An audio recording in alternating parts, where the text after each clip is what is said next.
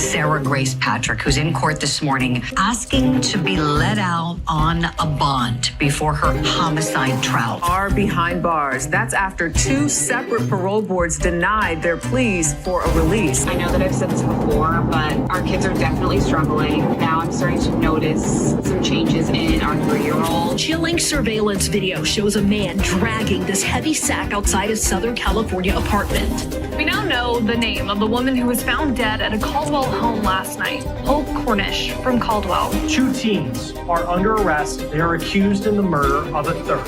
I did not do none of this. Hello, hello, hello. Welcome back to an all-new episode of Serialously. With me, your host, Annie Elise.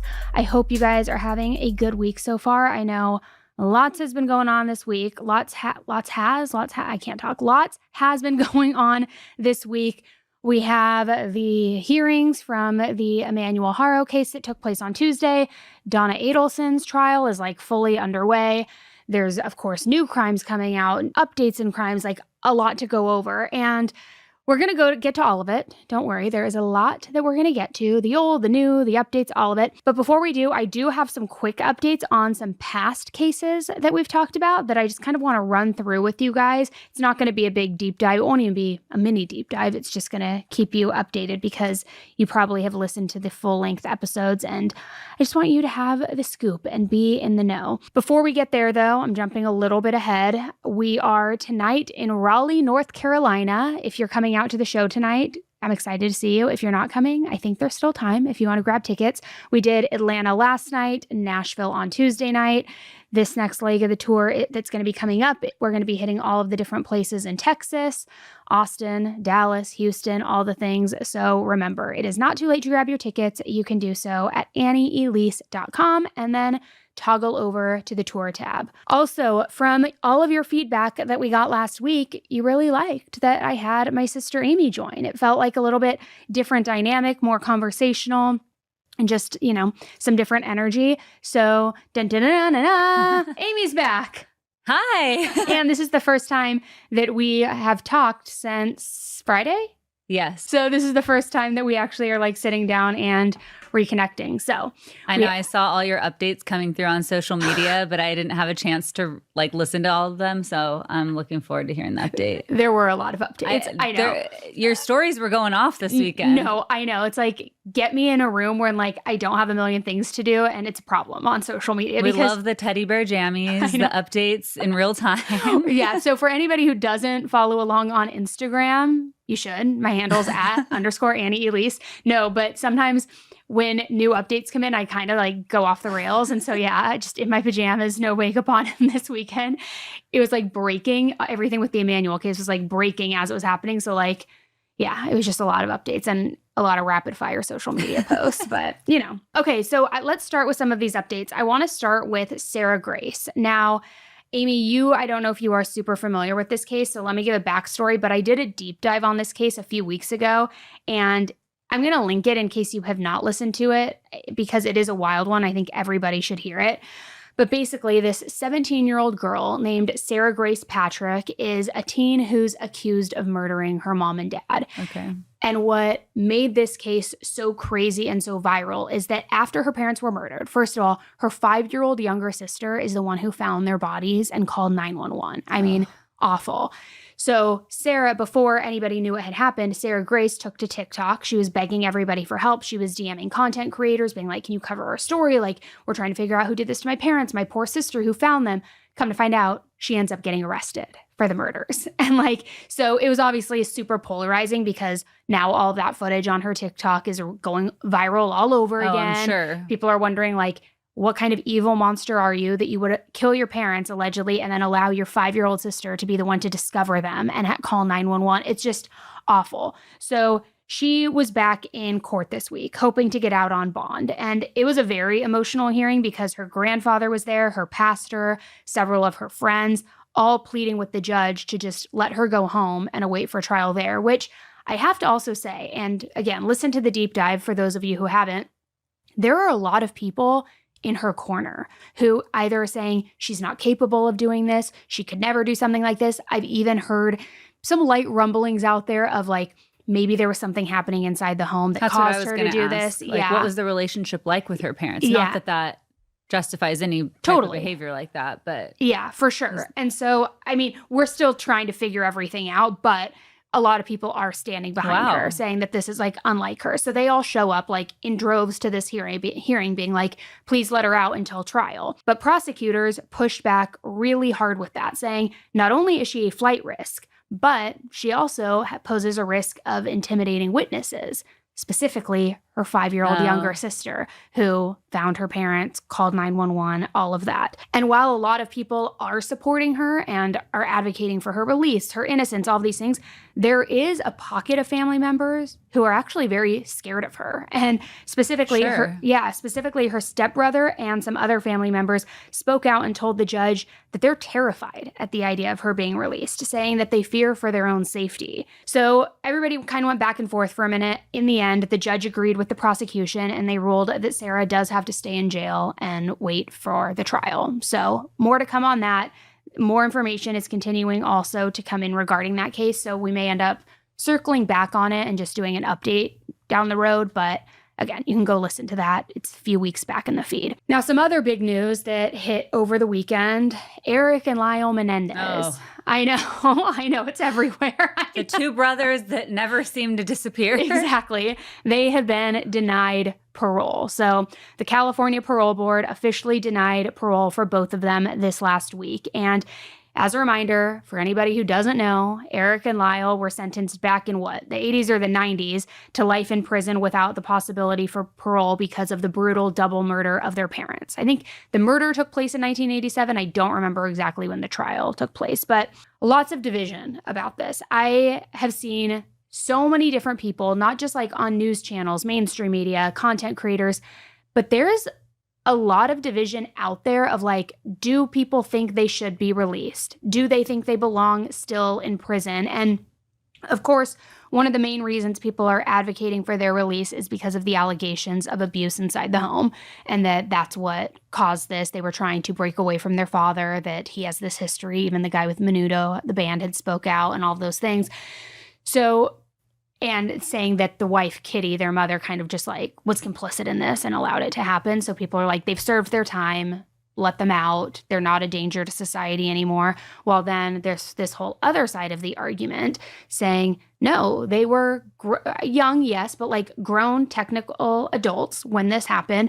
It was premeditated. It was planned. They even went back outside to reload the shotgun and come back in, and then went on this like massive gross spending spree. Yes. Like to the nth degree. Yeah, just like flashy and not even trying to be humble about it at all. Yeah. Saying like that was the motivator in all of this. Well, then, and when this whole parole hearing came back up, just what was it, a couple months ago, I thought that it looked almost maybe likely that was going to happen. Yeah. But then didn't some of the statements that they had made that came out that were compelling enough to maybe change this ruling come back as then being false and not proven? Some of them did. And I think, and I don't quote me on this, but I think with Eric, because honestly, like, I just haven't been following it that much. Like, not to say I'm not interested, but like, I'm not really that interested. Like, like, I'm sorry, I'm not. Like, they're serving their time. I'm not like on the LA Innocence Project trying to get them out, but like, it's above my pay grade on if they should be released or not. But from what I did tap into and see over the weekend was that it appears that Eric was first denied parole before Lyle before Lyle had his hearing because of his behavior while he's been incarcerated. And I saw some fair arguments on that too, though, because I saw some people being like, well, yeah, if he thought that he was spending the rest of his life in prison, he probably didn't get how he was acting. Had he known that he was possibly up for parole after 20 or 30 years or whatever, like maybe he would have acted differently. So I can see both arguments. I don't know where I really sit with all of this. I think that it's not a clear-cut case or decision. I know a lot of people always ask me my opinion on it and want me to do the deep dive on it, but I intentionally stay away because it's so controversial. What do you think? Well, I think, too, what's interesting about this case is it's similar to a Lacey Peterson or an O.J. Simpson, where our generation watched it in real time or close to real time. not that old. Okay, well, why Not that old, are not you that throwing old. us under the bus? But then now the new generation who's watching it has a completely different perspective. And so I think those are a lot of the people who are advocating for their parole as this younger generation who's experiencing, like, listening to this and learning about it for the first time. They relished in some of the notoriety a little bit. The spending was... Oh, you're talking like immediately following the murders. Yeah, they immediately loved the following. limelight. Yeah, they loved the limelight. Yeah. And so to me, I think that kind of contradicts some of the messaging that's coming about now. But obviously, I don't know enough to speak to whether the abuse was happening or not. And obviously, if it was, that's awful. And I don't know, how maybe that affected them growing up. Even when there's, it's tough because it's a fine line. It's like, even if there is that kind of abuse happening inside the home, it doesn't excuse murder in such a calculated and premeditated way. I don't know. It's tough. It's and tough. such a brutal way. Yeah. And the mother too. And the and the money of it all. That's a huge factor in this. It really is. It's funny because you just brought up how we lived through this in real time, just like OJ and all of these other major cases that are now resurfacing that Ryan Murphy's putting out on FX and all of these things. And the younger generation, it's almost like they're seeing it for the first time and getting a whole new lens into it, and only like one lens maybe. And you know what? When you said that, it brought to mind Gypsy Rose. Because if you remember, that wasn't even that long ago, but we lived through that. And we remember when that was in the headlines. And when she was released, everyone came out supporting Gypsy Rose. She's the victim, this, that. She is a victim. Don't get me wrong. What she did to her mother with her boyfriend, and like how she basically, like, I don't want to say brainwashed him into it, but like brought him into it and all these things. Like, everyone was riding so hard for Gypsy Rose when she was released, and it was the younger generation. And now the tide has totally started to shift and people are back against her and like realizing how awful it is, especially because, gosh, when was it? I think it was maybe a year ago, maybe a little less. Her mom's crime scene photos were released. Oh. That is something I would not wish on anybody to see. I stumbled across it accidentally, and it is so god-awful and horrifying. But I think when people then saw it and also saw how she was like, I'm having a hard time. You guys know I need a thesaurus. Like, not tricking her boyfriend, but like manipulating. Yes, thank you. That's the word. Ding, ding, ding. That's the word. And it's not even a fancy word. When she was like manipulating him into this and coercing him into this, and like this poor kid, he suffered from like, that I could go on and on. But anyway, my point being in all of that for like the longest rant ever is that I think sometimes when people are getting a first glance into these cases, they're so quick to want to empathize with the perpetrator, or like maybe understand them is a better way of putting it, to where they miss a lot of like the nuanced part of it. Sure. Well, I think too with Gypsy Rose, it's a little different because there were clear, obvious signs of abuse and like the surgeries and all of the direct effects that you could visually see. And those were all confirmed. With the Menendez brothers, a lot of that is unconfirmed. It's from years ago. There was like the letter from the cousin, but yes, there isn't as much compelling evidence. And you're also seeing it now being told when they're men versus as a child. With Gypsy Rose, you kind of saw her in that younger age and this happening in real time. I don't know. I think that probably built more empathy from people who were seeing it for the first time. Let me ask you this. This thought just came into my mind. If the Menendez trial was happening right now and they were 18-year-old boys or college-aged boys, and they said that there was abuse happening, they still did the spending spree, all the components are there, because now sex and assault in the home is talked about more widely than it was in the 80s, do you think they would have been convicted? I don't know. I think it would have been a more mixed jury. Yeah. I do. Because back then, it's true, nobody talked about it. Nobody wanted to even believe that things like that were real. Because who knows, maybe more people would have come forward. We'd have more information, or I definitely think it would be a different situation. Tech would be different, all sorts of things. It's tough to say. So sorry, guys. I know that went on way longer than I thought. Also, really quickly, the Emmanuel Haro update. I know you saw me going wild last weekend on Instagram with all the updates. So let me kind of just like backtrack, because I know the last time you and I spoke about it, it was when the parents, was it when the parents were arrested? No, they hadn't been arrested yet. Oh, okay. So basically on Friday, they ended up being arrested, and they live down in Cabazon, so like not far from here. So they ended up being arrested, charged with murder with malice, which basically malice is like, I don't know if it's technically an enhancement or if it's just like a layer on the murder charge, but typically it's associated with first degree and second degree murder. And it means that there was intention there, whether it was express malice or what I think it's intended malice, where it's basically like either you knew this was going to happen, you planned it, or not even planned it, but like you knew that you were going to kill them, or you were acting in such a reckless way that this was the only outcome. Yeah, exactly. So anyway, they had been charged. Then there was some weird stuff over the weekend. On Sunday, Jake was seen out on the 60 freeway right over there by, is it Gilman Springs? Yeah, Gilman Springs, like kind of between like around Moreno Valley. Okay. And there's like this canyon that goes down right there off the 60. So he was seen with like a lineup of investigators, cops, detectives, everybody. And he was out there in his full like orange jumpsuit. So there was a lot of speculation that he was leading them to Emmanuel's body, trying to flip on Rebecca, which I think he was going to flip on Rebecca from day one. I've been calling that. Because didn't you say they got separate attorneys now? Yeah, which isn't always weird because sometimes you do need separate representation. But like the attorney kept saying, you need to talk to Rebecca. You need to talk to Rebecca. Back in 2018, everything with his 10-week-old daughter, he flipped on his ex Vanessa. So it's like, it just seems likely that that's what, I don't think this guy was out there on the 60 freeway out of the kindness of his heart, of course, taking accountability. But they announced that they did not find him. Okay. So I think there's a few different things with that. And this is at the time of this recording, guys. So maybe there's going to be an update. If there is, I will put it in the show notes. But they announced they did not find Emmanuel's body. So I think this could be looked at a few different ways. One, he thought that he remembered the right location. And because it's so vast and so much desert and dirt, he didn't. And he thought he was mistaken. Two, he's sending them on a wild goose chase, just kind of like Casey Anthony. Yeah, exactly. Just taking them all around. But it's also kind of like, well, there has to be some sort of loose confession weaved in there if you're taking them to a site. Like, obviously, you would have knowledge. Even if he says it was Rebecca, who knows? Or, and I thought this was really interesting, and I saw somebody else mention this, maybe the cops were tipped off to that area for whatever reason, through their tech, their GPS, all of that, and they brought Jake with them and did it so that when word got back to Rebecca, she would think that he's flipping. Okay. And then she would spill.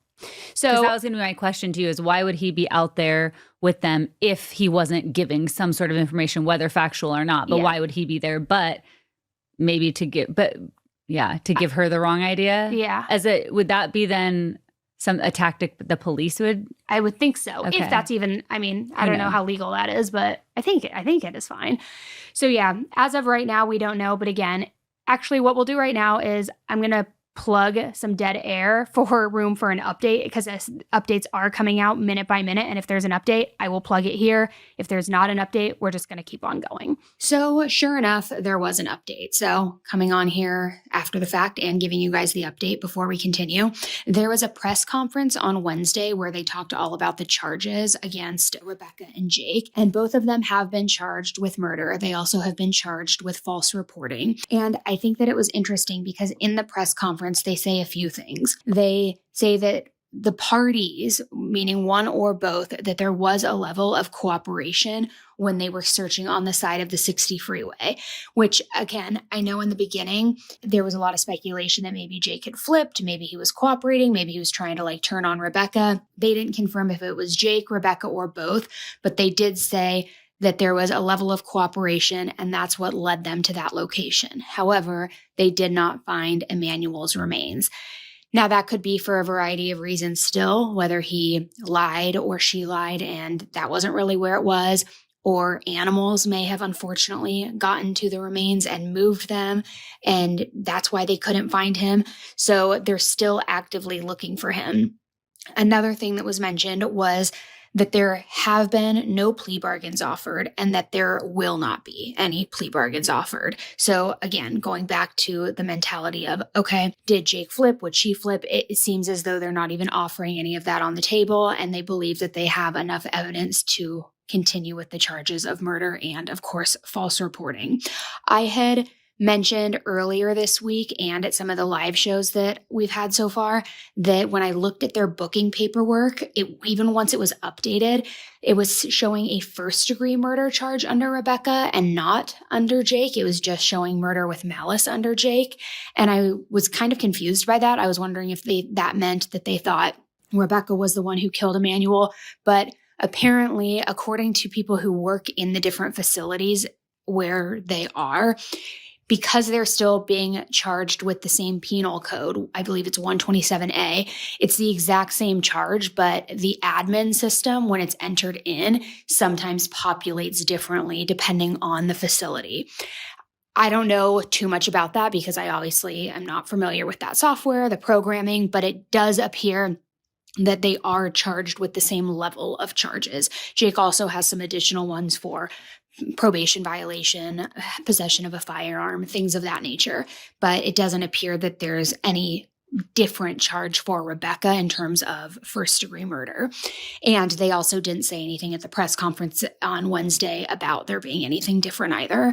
So that's that news. They also do believe that based on evidence and things that they aren't sharing outright, that Emmanuel's death was a result of ongoing abuse and that they believe that this has been happening for a while and that is the result of this. And then he actually went really hard directly at the judge, who is the one who, changed the sentencing for Jake from the 2018 incident.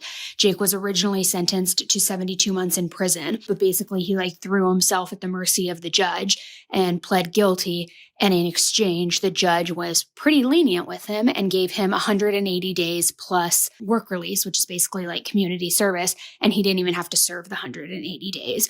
So during this press conference, they were going really hard at the judge for that decision and saying how had he actually gone to prison like he should have for that 2018 incident, then Emmanuel may still be alive. This never would have happened. So I thought that was really interesting. Other than that, they said that there's no other suspects at this point in terms of other involvement or other family members who may have known something. They said they're not taking that off the table, but at this point, they don't have any reason to believe that there's anybody else involved. They have also, what else? They said that the report of Jake confessing to a fake inmate in prison was not accurate, that was just a rumor, and that there has been no confession from either party at this point. They also made it a point to kind of go pretty hard against social media and people who have been reporting on this case just because of the level of speculation and theories that have been put out there that have been inaccurate. Although they did thank mainstream media for reaching out to them to actually get quotes and then quoting them accurately. And let me think. Other than that, those were really the big takeaways. Their next court hearing, which will be their official arraignment, I believe, is going to be on September 4th, so next Thursday. But that's really where we're at right now. So I will definitely keep you updated on what happens in this case. I may end up doing a full top to bottom single video or episode on this case too, just so that all of the information is in one place, but it's one that we will definitely be following closely. Okay, so I know that those updates took a really long time. I thought it would only take me 5 minutes. I apologize, but I know that there's a case that you said you were bringing to the table today that you want to talk about. Take it away. Okay. So this one's really sad. This one comes out of New Hampshire from last week. And it's just one of those stories that makes your stomach turn because you can't really figure out why something this tragic had to happen. But last week, in an apparent murder, Emily Long, who's 34, she's the mother of the family, tragically shot and killed her 48-year-old husband, Ryan, her 8-year-old son, Parker, and 6-year-old daughter, Ryan. For some reason, they did have another toddler in the home, but luckily the toddler was left unharmed and no injuries. But unfortunately, the other 4 family members were killed. How old was the toddler in comparison to the 6-year-old? 3 years old. I mean, not that much younger. No, and there's no reason. Why. Yeah, we don't know. But the autopsy results concluded that both of the children were killed with a single gunshot wound to the head. Oh, my God. Ryan had multiple gunshots, and then Emily took her own life with a single gunshot wound to the head. And her husband, Ryan, had recently been diagnosed with brain cancer, and she had been expressing pretty openly on social media her depression and basically what their family has been going through as a result of this diagnosis, that the children were really struggling, that they were having a hard time in their routine getting dressed in the morning, and just very open on TikTok with her followers about the struggle. So there's reason to believe that that might be some of the motive behind like it. mental health and depression. Yeah, exactly. But again, my question with that, sorry to interrupt you, is like, not that I think family annihilation is understandable or excusable or any of that, but if her thought process was that she's so broken down and so depressed and so distraught at her husband's diagnosis that she has no other way out for her family but to take everybody's life, why leave the 3-year-old alive? I know. That's the big question. But that's really, I mean, there's so many heartbreaking things, right? You have this husband who's obviously already going through cancer, and I'm sure that was taking a huge toll on him as the father of the family. But then you've got the other 2 kids that passed, and then you have this toddler who's growing up without their siblings, without their parents, probably with a lot of questions, wondering why. And yeah, I don't know why. That I would also imagine like once they're older, survivor's guilt, even like. Well, and I'm wondering maybe she committed the first 3 murders and then couldn't bear to continue going, and that's when she took her own life. Maybe. I'm not sure. Oh, God. Yeah, she was very open and raw in expressing that she had been struggling with depression. In fact, only days before the tragic event, Emily released a few videos that will break your heart. I have a few, so take a listen. Okay, I put makeup on and real clothes for the first time. Basically, makeup since we went to the Cape in July, and real clothes in God only knows how long. So I'm trying to get myself out of this rut. I know that I've said this before, but our kids are definitely struggling. And now I'm starting to notice some changes in our 3-year-old, which is tough because he's too young for therapy. I know that people are going to say play therapy. We've done that before, and I just don't really see the benefit in it. And he's too young for talk therapy, obviously. But like, for example, last night he just couldn't sleep. He was up all night long. He was crying. He's never like that. And I've been starting to notice him stirring more at night and just have a harder time. And it's just devastating. But I am determined to create normalcy. We're going to go down the street to our neighbors who are our close friends with a bunch of our other friends. I don't think that my husband will come. Maybe he will, because it's right down the street. It's just a couple houses down.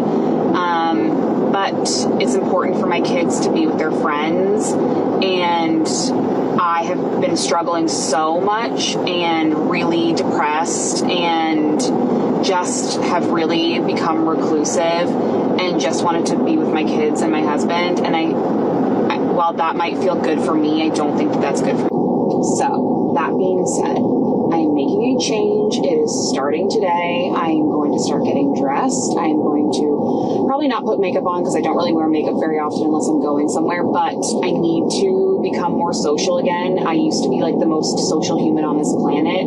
In the past month, I have basically declined 98% of all offers, and my kids need to be with their friends.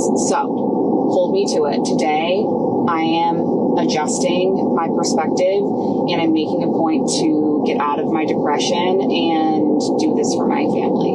So that being said, happy Saturday. I hope everyone's having a fantastic day. I'm going to have a fantastic day. Sadly, this next video was the last one Emily would ever release, and it was recorded just one day before the murders. I just am so thankful. I feel no shortage of love and support. And I know that random people on here, if I messaged any single one of you and said, I need someone to talk to, I know that you guys would be there for me. So I just wanted to say thank you. And while this whole thing sucks, it has been so heartwarming to see how loved we are. And there's like nothing that can replace that. So we're on to the future, and we're going to get through this, and we're going to have a plan that's going to be even better in a month. I mean, Emily was clearly dealing with a lot of depression, but it's hard to, you want to think maybe if she sought professional help or talked to more family or friends, like maybe this tragedy could have been prevented, but you just never know what people are going through. And obviously she was going through something really serious in her mind. And as we said earlier, like, I can't even imagine for that one little boy who's the lone survivor. This is now forever his story, and he's got to make sense of what happened with his mom and with his siblings and his dad. And that's awful. I can't even imagine. I wonder, as like all these TikToks are like now being not even released because obviously they're public, but I guess like examined. And if people start, and like once they start looking into her devices and maybe searches, like I wonder what else will be uncovered to see. I mean, of course, it's got to be mental health related, but like I wonder what if it goes a little bit deeper. Well, and if she's reaching out and publicly expressing depression, I wonder how many people, if any, in her life did reach out and try to help her. I mean, I hope so, because to me, I mean, sometimes the hardest part is expressing that you're struggling. So she obviously felt comfortable to do that. So I don't know if there was like a single moment that triggered this or if this was something planned out, but I hope that 3-year-old has no memory of it and can't comprehend what happened. That's awful. I know, it's terrible. Okay, so I want to talk to you about this next case, and I don't know if you have seen this on social media yet, like specifically this Ring camera footage. It's been going viral. And I think I did see something about it. And it's in Lancaster. Okay. So not super far from us. Yeah. Well, I say that about anywhere in California, I think. I don't think Lancaster is far from us, right? It takes like 2 hours to get there. Really? I think. I thought it was like over by like Cyprus. Hold on, let's look it up. No, it's in LA. It is? Hold on. Like Lancaster. deep in LA. I think you're right. Yeah, it's over, but wait, it's over by Palmdale. Yeah. Oh, wow. Like 2 hours, I think. You're right, 2 hours and 5 minutes. Would you look at that, O'Brien? I was just bragging over the weekend how when we were in Toronto and you asked me what the water was, I'm like, I'm pretty sure it's one of the Great Lakes. And I'm like, my geography skills are getting better and better with age. I know, well, is this the Atlantic? What is this? And meanwhile, here, I thought Boston was below New York the whole time. No, that was kind of mind-blowing, I will say, when we pulled that up on a map. And that is why we're blonde. No, okay. So yeah, I saw this footage that I thought was like my next door neighbor, apparently. No, I'm just kidding. And it was, first of all, the footage alone was like enough to jolt you. But then when I started researching the case, I'm like, this guy is such a moron. And it's like, it's just incredibly sad. So get this. First, let me rewind a little bit. So back on August 16th, the body of 33-year-old Shayla Cabrera was found in the Angeles National Forest, and she was a mom of 3. So she had first been reported missing just a few days earlier on August 12th by her neighbors. And let me just say this, like, I know everybody is always quick to be like, the husband did it, but truly, right from the jump, things were really off. Because when Shayla's family went to her husband, Josimar, to ask what had happened, his story just kept changing. He could not remember the lie for the life of himself. At first, he told them, get this, that ICE had taken her, which it's like, wouldn't you think that there's some sort of track record of that? I mean, I get it, not right away with holding and all of that, but like something. But then he changed his story and said, no, she left with another man. She just took off. She was having an affair. We've heard that before. Literally a million times. Then in his third version, he said that she had been in some sort of elusive accident, but he wouldn't give any details about what the accident was, which is like, seriously? I mean, first of all, get your story straight, guy. I never understand this when people commit crimes and then can't even bother to come up with one story and stick to it. No, it's like, stick with the ICE story, if anything, and just say, there's no record of her. She's not in the computer database. I don't know. Like, obviously it's chaotic right now. Or be like, well, no, and she did mention she was going to leave with some guy. Like, maybe that's it. Like, okay, fine. Throw 2 stories out there. But then to be like, she was in an accident, will not provide further details. Like, what are you even talking about? You look so shady. And here's where things really then started unraveling. The day after she was reported missing, all of her neighbors, of course, like came out in droves. They were looking for her. They're the ones who reported her missing, apparently. And they started checking all of their doorbell cameras, being like, when's the last time somebody watched her walk out? Who had eyes on her last? And what do they find? Video of her husband dragging. I'm talking dragging a huge ass object that's wrapped up in some kind of sheet or blanket right out of the apartment that they lived in. By the way, with their 3 little boys. And this footage, I told you it's going viral. It is so eerie because I don't know what it's called, but imagine like you lay out a king size flat sheet, okay? And then imagine you dump a body right into the middle of it. And then you pick up all the corners and hold them all together and you start dragging it.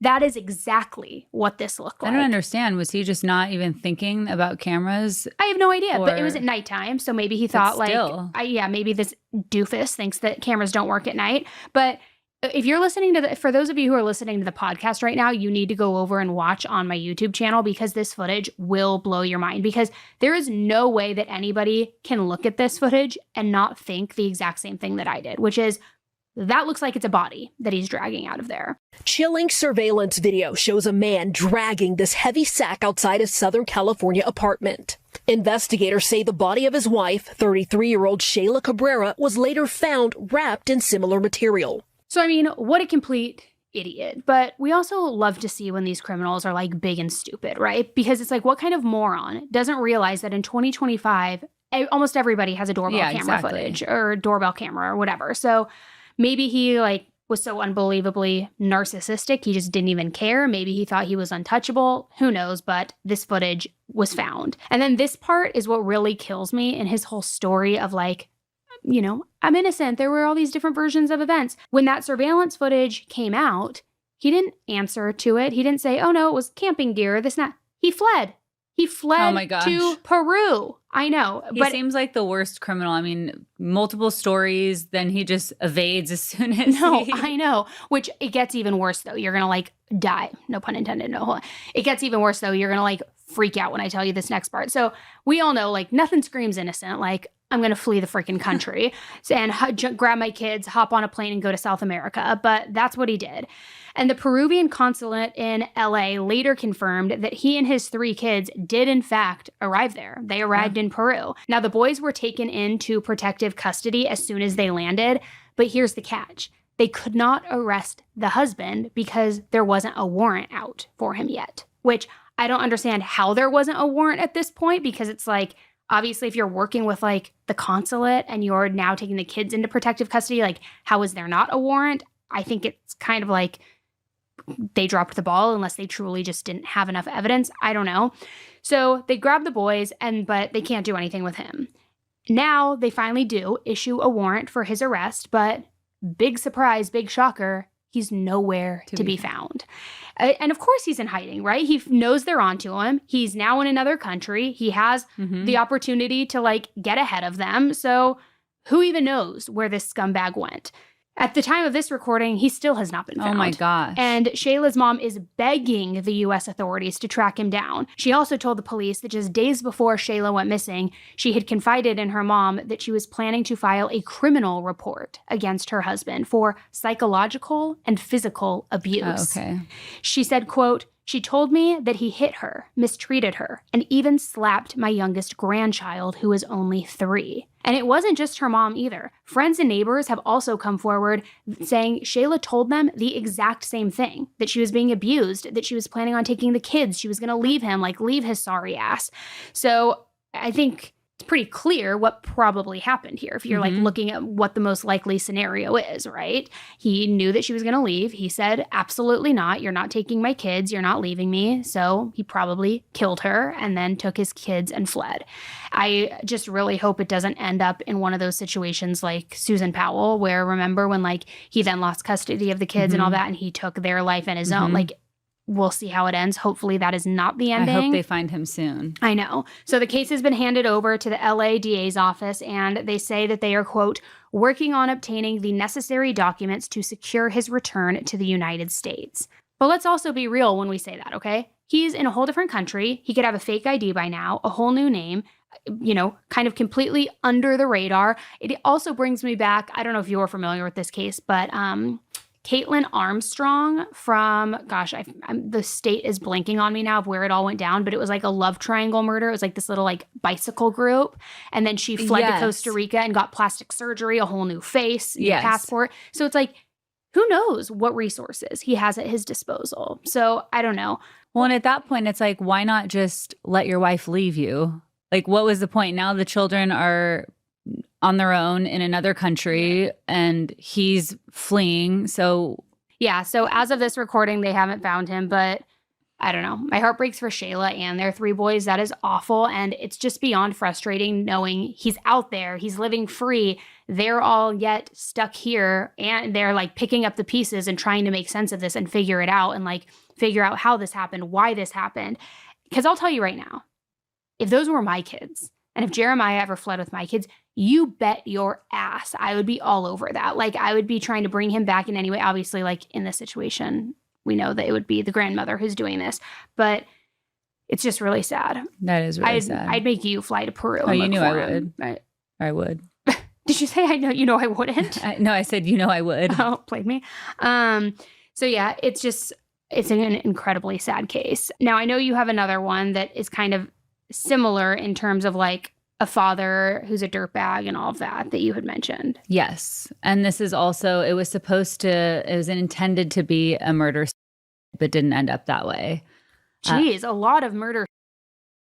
Yes. And a lot of parental crimes. Yeah. Which is so heartbreaking. I mean, unfortunately, they happen a lot. Yeah. I know. So sad. This is about 51-year-old Delbert Cornish, who had been arrested after admitting to shooting and killing his 18-year-old daughter, Hope Onyx Cornish, in the early morning of August 18th. What? And that was his adopted daughter. He confessed to the killing, telling investigators that he had been planning to kill himself and his children for over a year, and that the plan was tied to his frustration over the bullying of his kids by his brother who lived with them. Hold on. I know.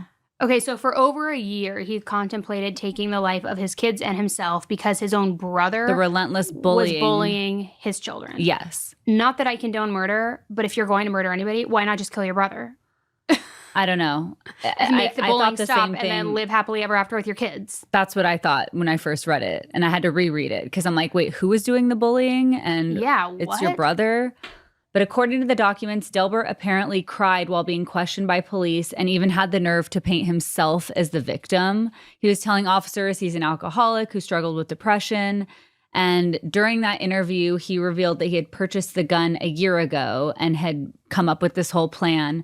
But the plan had been ruined because his eldest son violated parole and went back to prison. So I don't know what role the eldest son had in this whole thing, but basically when he went back to prison, that spoiled the plan. Maybe his plan was to kill both of them, and he couldn't now because he was back in prison. Maybe that was the only part of the plan. I don't know. I don't know.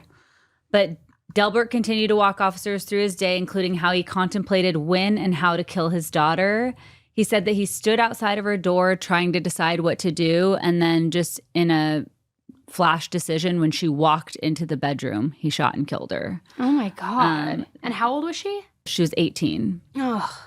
And then the worst part of this is he admitted to police that he stood over her body for over 20 minutes and listened to her gasp for air as she died. Oh my God. Yeah. I mean, how heartless could he be? What a monster. Oh my God. And so then after she had passed, I know that it even gets, like, it continues to get bad. He went and then killed her cat, who was like her beloved pet. And then after he killed her, he decided to wrap her in a pride flag, and it was his way of, quote unquote, honoring her.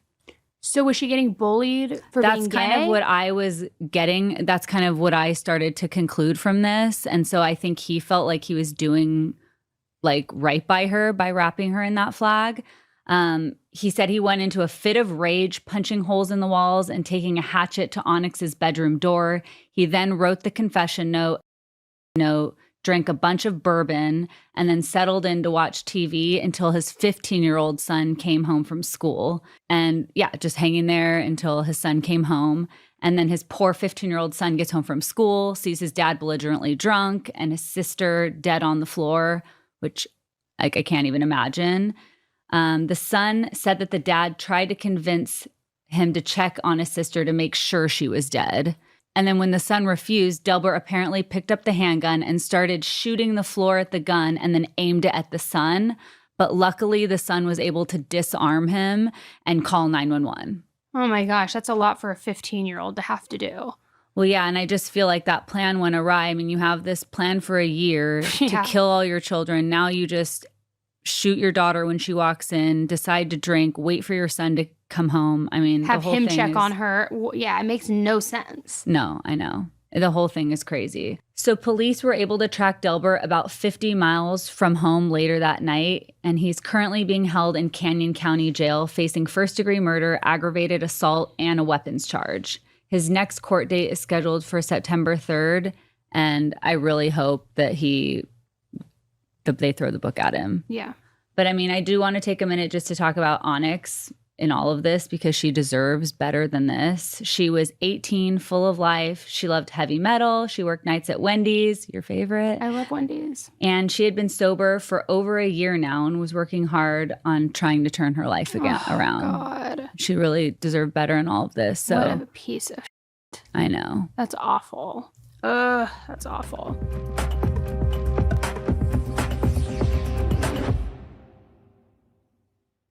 You know, I have talked with you guys about my sleep and when I sleep best, when I sleep not well, and how I absolutely love my moon cloud bed. I call it moon cloud because it literally feels like a moon cloud. It is like the comfiest thing on the planet. I also think I have told you that my mom spent the night one time. Well, she has spent the night multiple times, but there was one time, like probably a year and a half ago when she spent the night, and she's like, why is your bed so comfortable? Like, what mattress do you have? And I was like, oh, it's a Helix mattress. I love it so much. And I was able to get her one as well. And let me just talk to you about Helix, because I first got my Helix mattress back in, it was 2020, maybe 2021, but it's been a few years and it has still held up fantastic. And anytime I've even looked at like my sleep data on my Oura Ring, I can tell I've been getting way better sleep the last few years, but it is so soft. And they have all different kinds of mattresses too. You can take a quiz, get matched with whatever mattress is like for your level, whether you're a side sleeper, a back sleeper, a tummy sleeper. I have the Sunset Luxe. I sleep on my side primarily. I'm trying to sleep more on my back, but I'm for sure like a side fetal position sleeper. And it's just so comfy. I wake up well rested. I don't wake up with like any, pain, sore back, sore hips, anything like that. And my husband, he's a snorer and I still have to push him a million times a night, but I know he's sleeping comfortably, so I guess that's a perk too. So if you guys are looking for a mattress, I have now replaced all of my mattresses in my house with Helix, and I tell everyone I come into contact with that is the mattress they need to be getting. Like, no more the Friendly Ghost ones, no more Purple Box ones, all the different ones, which I'm not going to say their name. You need to try Helix. So go to helixsleep.com/serialously for 27% off site-wide. That's helixsleep.com/serialously for 27% off site-wide. And make sure to enter the podcast name after checkout so that they know we sent you. Again, that's helixsleep.com/serialously for 27% off site-wide. Now, I know I just talked to you about my mattress that has changed my life, but now I got to talk to you about the bedding that is the game changer, because it's Buffy.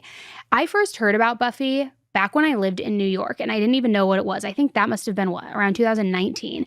And over the years, they have just grown and grown and grown. And they actually are probably the most awarded bedding brand out there at this point. They have dozens of awards from Good Housekeeping, Architectural Digest, Consumer Reports. I mean, you name it. So I tried out their bedding, finally, after years. And it is the bedding I've been waiting for. I feel like I am in a hotel bed at like a high-end resort, Four Seasons, Ritz, whatever it is. Like, it is so cooling. It's so soft. It has this like eucalyptus fabric that draws away the heat so that your core stays calm and like your sleep is uninterrupted. And the sheets are designed for deeper, uninterrupted sleep. So it does, like I said, make your bed feel like a spa treatment every single night. Also, they have this like unmatched smoothness and are always chemical free, which I love. Standard bedding usually uses these like synthetic dyes. It's linked to things like, dermatitis, hormone disruption, all these gross things, whereas a Buffy only uses plant-based dyes that are made from rose, pomegranate, and, nice things like that. So it's a smarter and safer way to bring color into your bedroom sheets, but like not in those like gross dyes. So I sleep a lot better with these. They also look beautiful on my bed. So now I have like the perfect dream bed setup, and I just love that they're cool, they're comfortable, they're luxurious, and with their continuous commitment to quality, every Buffy item comes with a complimentary 3-year warranty. Most brands stop at 1 year, but Buffy protects you against rips, stains, even defects for 3 full years, and no questions asked. So join the millions of satisfied sleepers finding luxurious comfort with Buffy. I use them, and you definitely should too. Get 20% off your first Buffy order using code AE at buffy.co. That's 20% off when you use code AE at buffy.co. Buffy.co, code AE.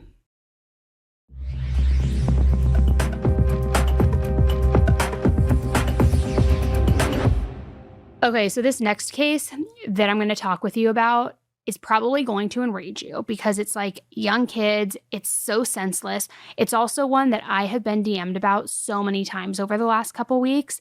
And I haven't really seen anybody do a deep dive out there in a big way. And so for those listening, if you want me to do a deep dive into this, because there are a lot of people involved, I certainly can. And there's a lot of like, what's the word like the new kids are using? Lore. There's like a lot of lore behind it with like past charges and things. But let me break it down. So back on June 24th in Johnsonville, South Carolina, which is about 45 minutes away from Myrtle Beach, it was right around midnight, just a quiet summer night that suddenly exploded with gunfire, just out of nowhere, out of the blue. Now, as this all went down, inside a mobile home on one of the rural roads out there, 31-year-old Alicia Lauterbach and her husband were asleep with their 4 kids, but they were obviously woken up by the gunshots.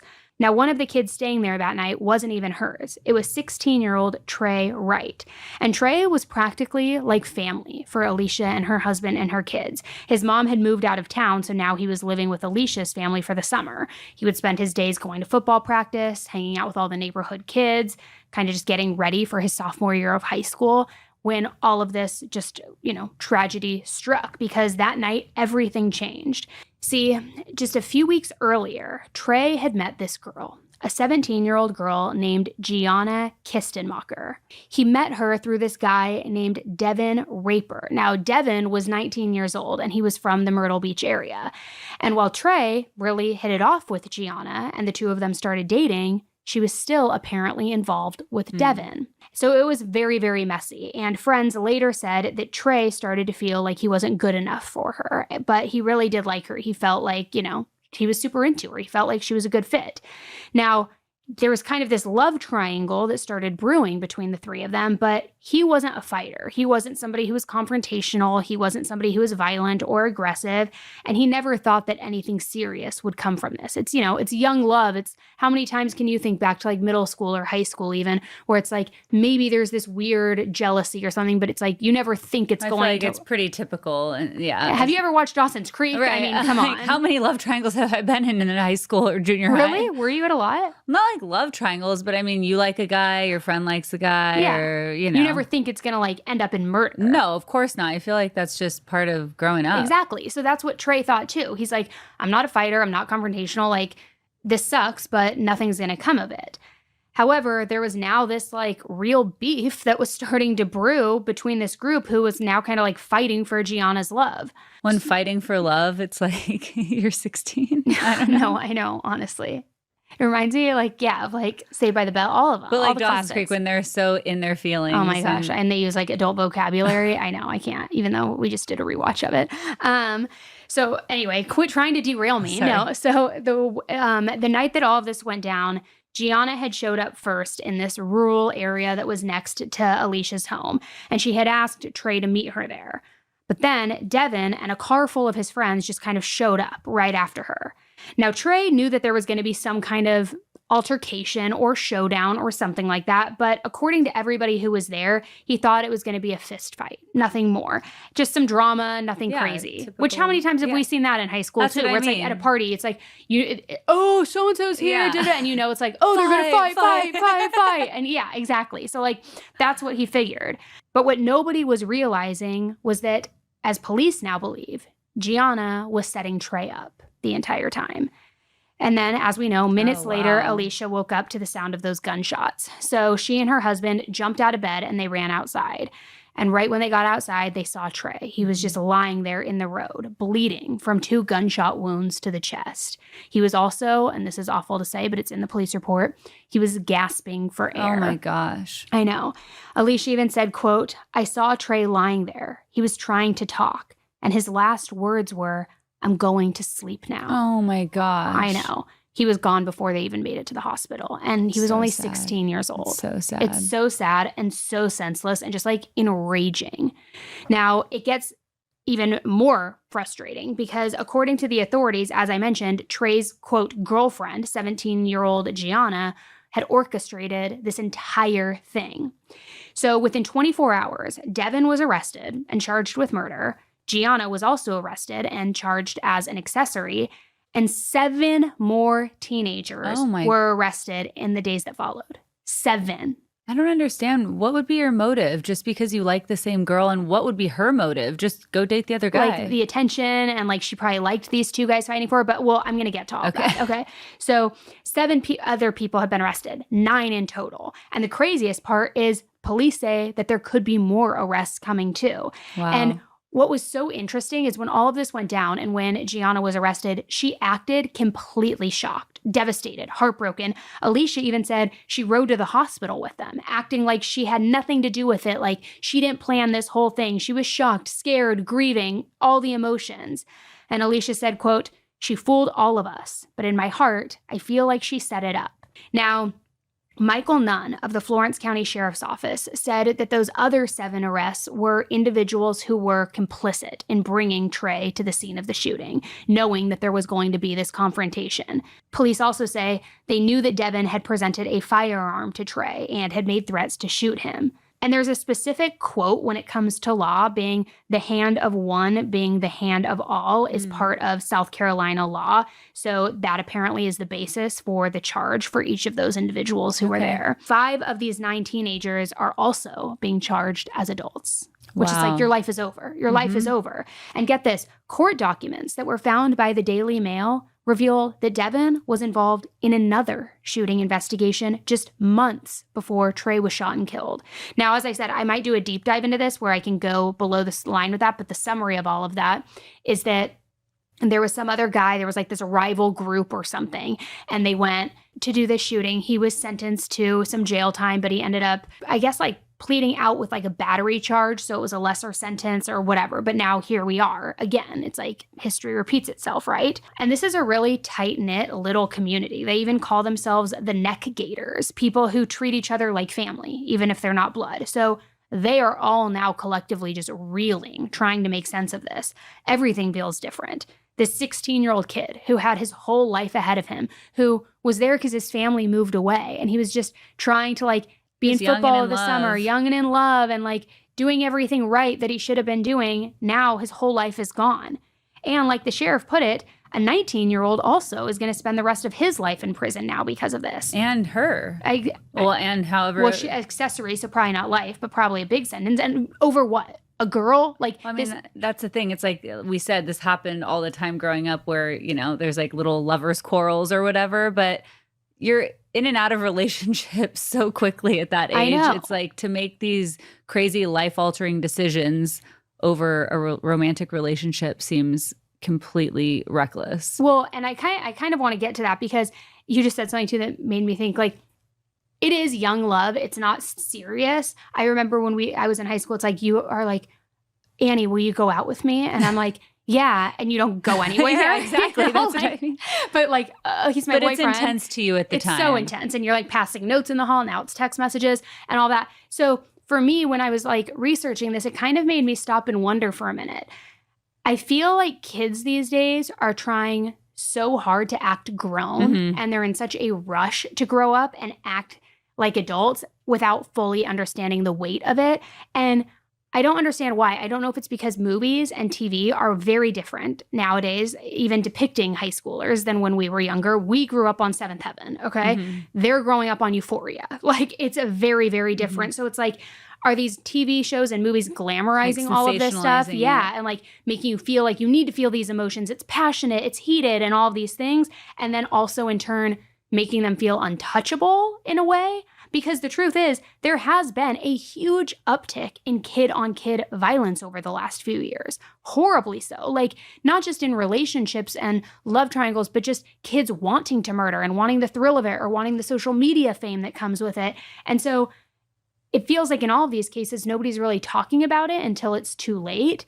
And I just wonder what the root cause is of it. I mean, I know things will always evolve and like technology and this and that, but things are definitely different. Oh, they've escalated. I mean, yeah, it used to be a fight in the parking lot after school and you throw down your backpack and you're just fighting until somebody comes and breaks it up from campus. But now people are bringing weapons to the mix. There are things that are like, even the bullying on social media, like everything is just more amplified. And I think when things are more amplified and there's more attention around it and more people are aware of it, then it makes the feeling stronger. And I think obviously in this case, the anger, and who knows, what led to this. I don't know if it was maybe them feeling egged on by having this crowd around them. And now almost like everybody knew there was going to be this confrontation. So, you almost have to live up to this hype now like that you're prove there. Yourself. Mm-hmm. Or was it actual anger and this was an act of violence from and like that? this, I mean, sorry, 17 years old, but like this who like set him up and like just wanted to see two guys fight for her, and now both of their lives are like, his is over because he's in prison probably for the rest of his life. Trey didn't survive it and she's gonna have to serve some time. It's like, for what? Because you wanted to live out some like weird soap opera moment that felt reminiscent of TV. Well, and I always give people the benefit. Well, I try to give people the benefit of the doubt. You're better than me. So that's why when at first I thought, well, maybe she didn't realize this guy's coming with a gun. Maybe she's just like, oh, this is like hot. Two guys are fighting over me. Like they'll throw some punches and whatever. I'll like leave with the winner. But then when you're saying people knew that there was a gun and like people are complicit and people are now getting in trouble for it. So it sounds like a much more premeditated or whatever word you want to use, but a planned thing versus just in the heat of the moment being outraged. It's so sad. And why do these kids all have these weapons? No, honestly.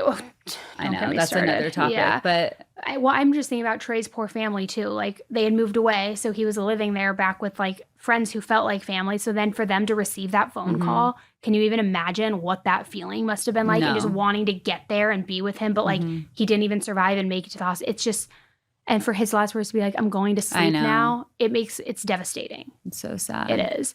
So that's where we're at with headline highlights. Sorry, we're ending this episode on such a downer, guys, but that's what we've got for this week. Thank you so much for tuning in. As a reminder, grab your tour tickets. We're going to see you tonight in Raleigh, North Carolina. Excited to see all of you. And then we're hitting Texas next. Yes. Houston, Austin, Dallas, Phoenix. Is that that's the whole next run? Yes. And we still have a couple pieces, not many, a couple pieces of the exclusive tour merch on the site, right? So Annie and the Adventure is out there, but so are Serial Killers, So I Stay Home Tumblr. So that's all at AnnieElise.com too. A couple pieces left. All right. Thanks for joining me, Amy. Of course. Thanks for having me. Yeah. Let us know what you guys think. Are we loving these episodes? Maybe you need to just be like a reoccurring guest star. Happy to come back anytime. We should do one of those like cheesy 90s intros where it's like do do do do do do and then it goes to you, and then if people are listening and not watching the video, they have no idea what the little intro. Yeah, but then it's like you washing the dishes and then it has your name on screen and you look up and you're all remember the Instagram like story filter that was doing that for a while? Where it's like do do do. Yeah. I realized we age each other when we do this together. What do you mean? Like visually? No, like we're just talking about Dawson's Creek and the Menendez brothers. And I know. Yeah, get off my set. Just kidding. Thanks for joining. You're All welcome. Right, bye, guys. Bye.